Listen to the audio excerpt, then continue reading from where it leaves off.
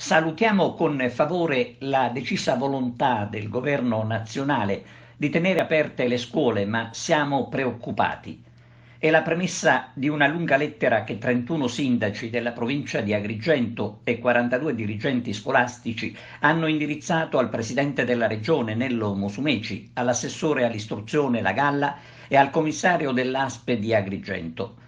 Sindaci e presidi chiedono maggiori misure per quanto riguarda le scuole.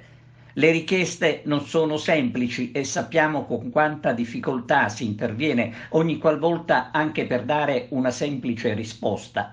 Insomma, per i firmatari della lettera occorre rendere le scuole sicure con un monitoraggio continuo, con specifici protocolli per tenere lontano il maledetto virus.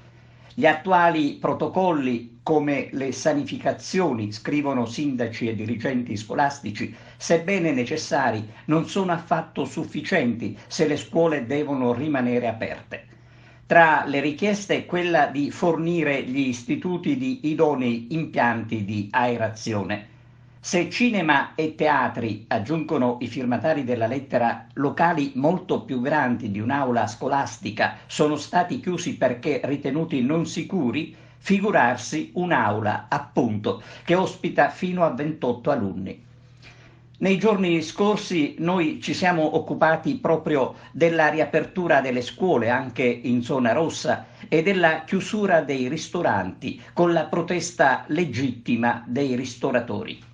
Adesso arriva la presa di posizione dei sindaci e delle autorità scolastiche, che rende ancora più chiaro il quadro sulla mancanza di coerenza e sarebbe quantomeno onesto a questo punto prenderne atto sul serio.